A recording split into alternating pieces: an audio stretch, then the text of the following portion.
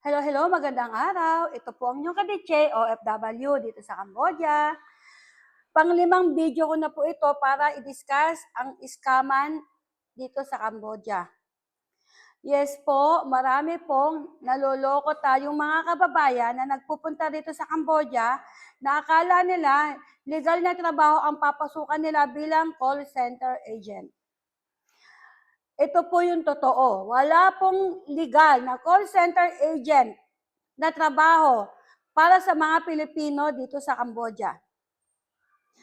Kung may nag-aalok man po dyan sa inyo sa Pilipinas, ipapasok po kayo sa mga poguan, sa scam hub na illegal.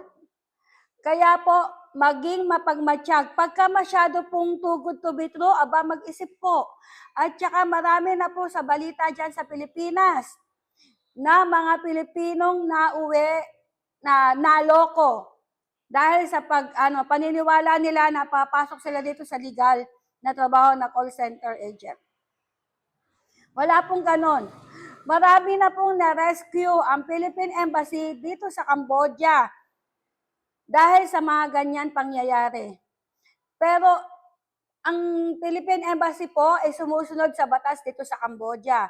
Hindi naman po basta pagkuha sa inyo, uuwi agad kayo. May mga papeles pa po yan na inaasikaso. Kailangan pa rin po ng budget na ang mag-approve na dyan sa Pilipinas.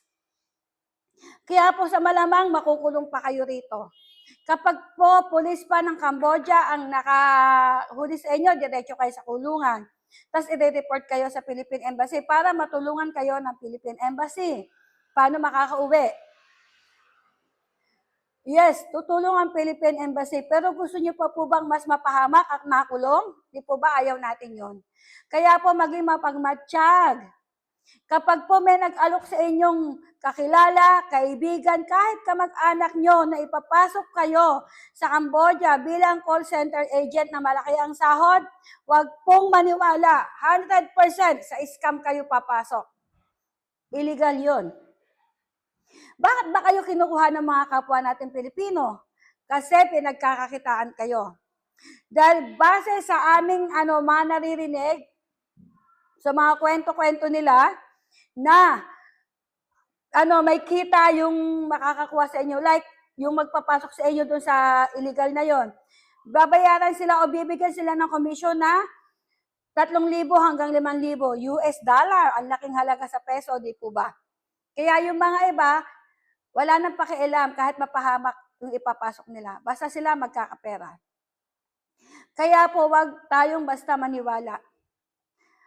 Tandaan po natin, wala pong legal na call center dito sa Cambodia. So, maging mapagmatsyag. Sige, kung sasabihin sa inyo, legal yon, legal yon. Dumaan kayo sa OWA. Illegal nyo lahat.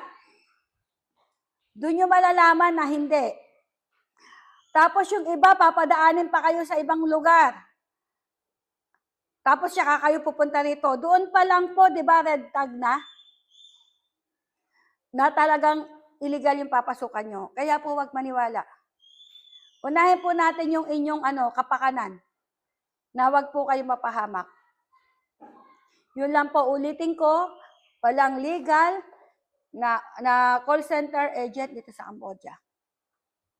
Sana po, tulungan nyo ako ipakalat itong video na ito para mas marami pang makaalam. Yun lang po. Salamat po sa lahat. Bye!